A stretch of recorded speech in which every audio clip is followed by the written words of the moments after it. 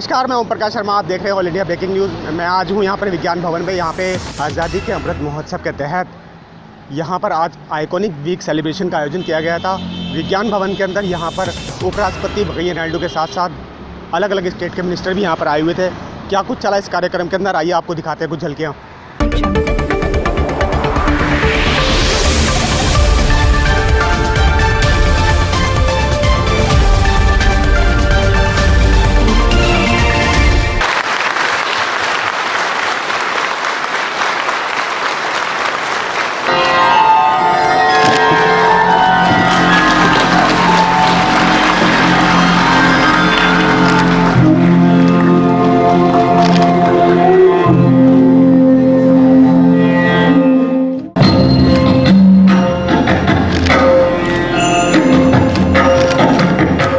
हमारे बीच मंच पर आसीन है माननीय केंद्रीय ग्रामीण विकास और पंचायती राज मंत्री श्री गिरिराज सिंह।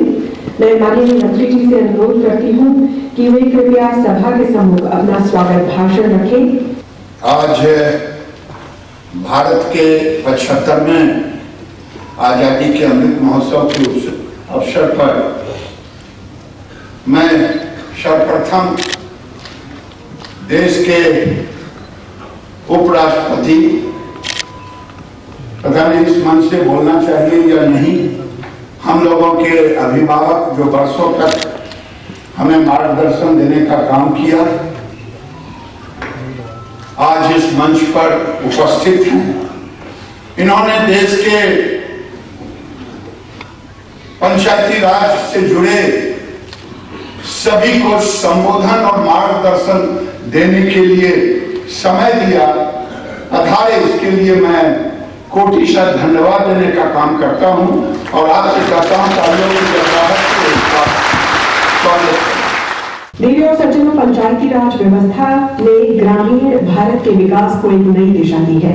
भारत सरकार का पंचायती राज मंत्रालय पंचायतों के माध्यम से गांवों में सुशासन लाने के लिए प्रतिबद्ध है।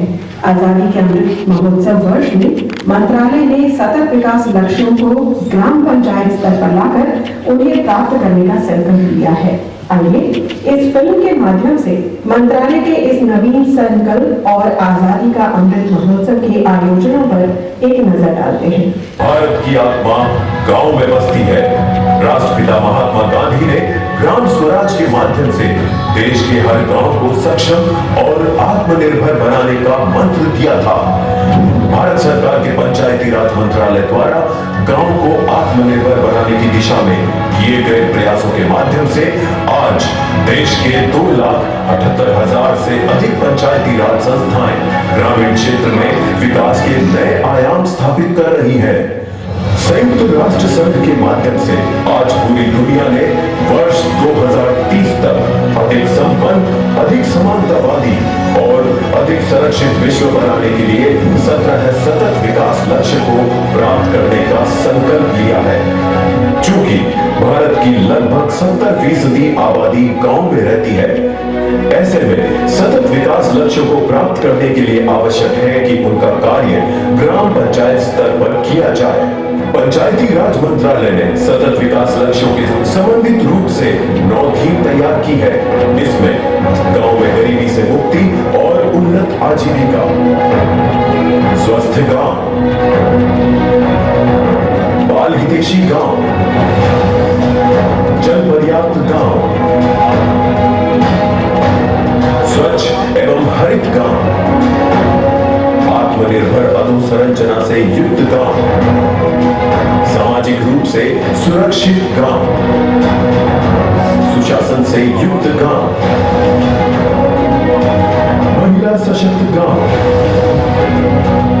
ग्राम स्वराज का सपना साकार करने के लिए पंचायती राज व्यवस्था एक महत्वपूर्ण व्यवस्था है और उस व्यवस्था को परिवर्तन लाने का निरंतर प्रयास करने का काम, उसे गति देने का काम जनप्रतिनिधि कर रहे हैं, पंच सरपंच कर रहे हैं। आजादी का अमृत महोत्सव हमारे लिए एक संकल्प पर्व है। संकल्प देश की ग्राम पंचायतों के नवविहान का, संकल्प गांव के कायाकल्प का और संकल्प सतत विकास लक्ष्यों को जमीन पर उतारकर विकास की नई इमारत गढ़ने का। 31,65,000 से अधिक निर्वाचित पंचायत प्रतिनिधि अपनी पंचायतों में लोकतांत्रिक व्यवस्था के साथ जिम्मेदारी से अपनी भूमिका निभा रहे हैं। जरूरत है उनके हाथों को और मजबूत करने की। देश के लगभग 6,38,000 गांवों को आत्मनिर्भरता की राह पर लाकर संपन्नता और समानता की नई गंगा बहाना एक भागीरथी प्रयास है। इस प्रयास में भारत सरकार के विभिन्न मंत्रालय, राज्य सरकारों, पंचायत प्रतिनिधियों के समन्वित प्रयासों के साथ ही आवश्यक है कि समाज की भी सहभागिता हो। हम आह्वान करते हैं कि जन भागीदारी के मंत्र को चरितार्थ करते हुए गांव की विकास यात्रा में युवा, महिलाएं, सामाजिक संगठन और अपने क्षेत्र के विशेषज्ञ भी आगे आए। जीवंत ग्राम सभा के जरिए हर गांव के सुनियोजित विकास का एक ब्लूप्रिंट तैयार हो। 24 अप्रैल 2022 को हम सभी मिलकर राष्ट्रीय पंचायती राज दिवस मनाएंगे। आइए पंचायतों के इस महापर्व से पहले हम निश्चय करें कि हर पंचायत अपने गांव को आगे बढ़ाने के लिए कम से कम 3 अभियान पूरे करने का संकल्प लेगी। आने वाले कल के भारत की तस्वीर तैयार होने लगी है। हमारी पंचायतें सतत विकास लक्ष्यों को धरातल पर उतारकर इस तस्वीर में ऐसे रंग भरने को तैयार है जहां सबका साथ होगा, सबका विकास होगा, क्योंकि तभी तो होगी सशक्त पंचायत, सतत विकास।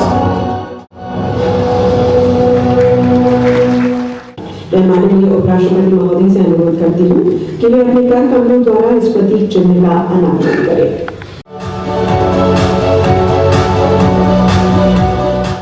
आज हमारे बीच मंच पर आसीन हैं जल शक्ति मंत्री श्री गजेंद्र सिंह शेखावत। मैं माननीय मंत्रीवर से अनुरोध करती हूँ कि वे कृपया सभा के सम्मुख अपना भाषण दें। देश भर में वर्चुअल माध्यम से लाखों लोग आज इस कार्यक्रम के साथ में जुटे हैं और मैं ये मानता हूं और विश्वास से कह सकता हूं कि ये 7 दिन चलने वाला ये महाकुंभ और इस महाकुंभ में जो अमृत मंथन होगा निश्चित रूप से पंचायती राज को और अधिक ऊंचाई प्रदान करते हुए पंचायतों के माध्यम से जो नया भारत बनाने का संकल्प भारत माननीय प्रधानमंत्री जी ने लिया है उस संकल्प को और अधिक सुदृढ़ भी करेगा और गति भी प्रदान करेगा। Ladies and gentlemen, it gives me great pleasure to request the chief guest, Shri M. Venkaiah Naidu, the Honorable Vice President of India, to come to deliver the inaugural address.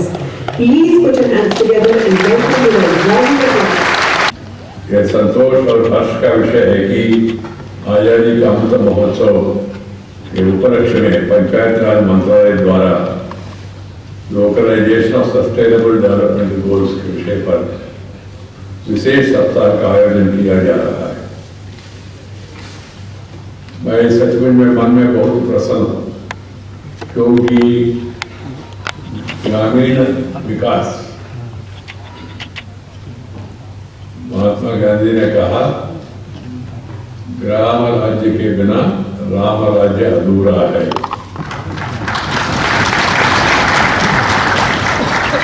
Ram Rajya is incomplete without Gram Raj.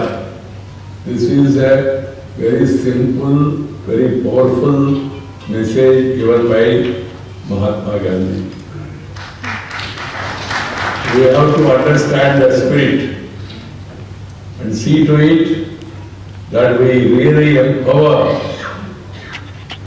the rural elected bodies, panchayat Raj institutions, जिला परिषद, पंचायत समिति या मंडल प्रजा परिषद और the panchayat.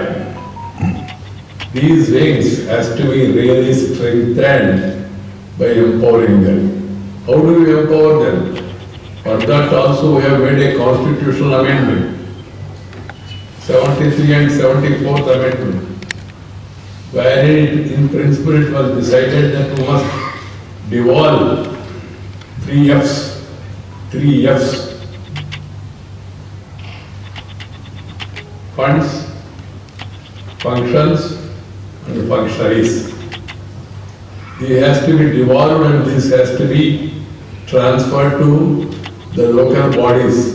Then only you will be able to really regenerate, revitalize the urban local bodies and rural local bodies. Senior journalist Joginder Dogra के साथ मैं Om Prakash Sharma, all India breaking news के लिए।